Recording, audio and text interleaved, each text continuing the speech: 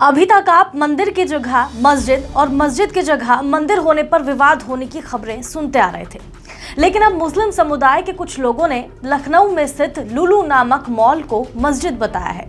इतना ही नहीं, मॉल की जगह मस्जिद होने का दावा करते हुए वहां मुस्लिम समुदाय के कुछ लोगों ने नमाज अदा की।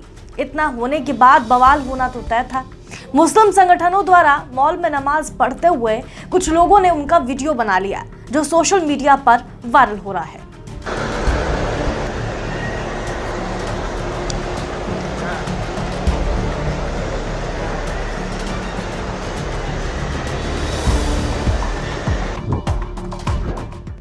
विवाद यही नहीं थमा।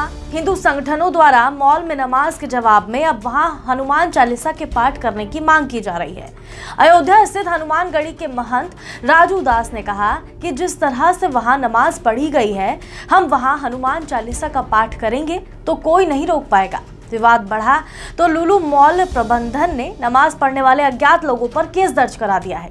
साथ ही मॉल प्रबंधन सफाई दे रहा है कि यहाँ धार्मिक गतिविधि की इजाजत नहीं है। हम सभी धर्मों का सम्मान करते हैं, लेकिन किसी भी तरह के धार्मिक आयोजन की इजाजत नहीं है। लुलु मॉल मैनेजमेंट की तरफ से ही पुलिस को तहरीर देते हुए दावा किया गया कि नमाज पढ़ते हुए वायरल वीडियो में दिख रहे लोगों से उनका कोई संबंध नहीं है, वो मॉल के कर्मचारी भी नहीं है। बहरहाल विवाद बढ़ने के बाद मॉल की सुरक्षा कड़ी कर दी गई है और हिंदू संगठनों के कुछ लोगों जो वहां हनुमान चालीसा का पाठ करने की बात कह रहे थे, उन्हें पुलिस ने समझा बुझाकर उनका कार्यक्रम स्थगित कर दिया है। ऐसा कल से हमारे संपर्क में प्रशासन के लोग थे और आज सुबह नज़रबंद करने के लिए यहाँ पर प्रशासन के लोग आ गए और उनका कहना था कि इस कार्यक्रम को जो है कैंसिल कर दीजिए। तो हमने कुछ मांगे उनसे रखी थी कि लुलु मॉल के लोग आए और हमसे माफ़ी मांगे और ये कहें कि हम दोबारा इस प्रकार के कार्यक्रम को नहीं करेंगे। तो उस बातों को लेकर लुलु मॉल का पूरा प्रशासन यहाँ पर अभी घर आया था और वरिष्ठ अधिकारी एडीसीपी दक्षिण श्री राजेश श्रीवास्तव जी यहाँ पर आए थे। उनके साथ तमाम और आला अफसर आए थे। तो उनसे वार्ता हुई कि कर्मचारियों की वो लिस्ट लाए थे, जो हमने लव जिहाद का आरोप लगाया था उसको लेकर लिस्ट लाए थे कर्मचारियों की। और उन्होंने कहा था जो वहाँ सैकड़ों कैमरे लगे हैं, उन कैमरों में की जो नमाजी थे उनको चिन्हित करने के लिए कुछ समय दिया जाए। और एडीसीपी साहब ने कहा जब वो चिन्हित हो जाएंगे तो उनको पकड़ने के लिए हमको कुछ समय दिया जाए। तो इन बातों को लेकर के फिलहाल इस कार्यक्रम को आप कैंसिल कर दीजिए, तो हम लोग इस पर सख्त से सख्त कार्रवाई करेंगे।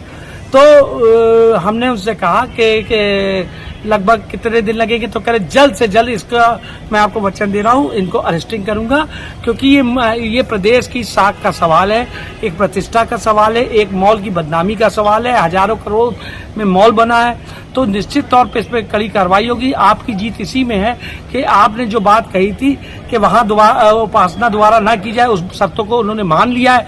और एक पोस्टर भी उन्होंने मुझे दिखाया कि उस पर साफ साफ लिखा हुआ है कि इस लुलु मॉल में किसी भी प्रकार से यहाँ पर जो है पूजा पाठ या नमाज नहीं पढ़ी जाएगी। यहाँ पर केवल खरीदारी के लिए मॉल ये जो बना है, मनोरंजन के लिए बना है, उस पर आए लोग और इसका आनंद लें और अपने अपने घर जाएं। आपको बता दें, बीते रविवार को ही लखनऊ के सबसे बड़े लुलु मॉल का उद्घाटन सीएम योगी आदित्यनाथ ने किया था।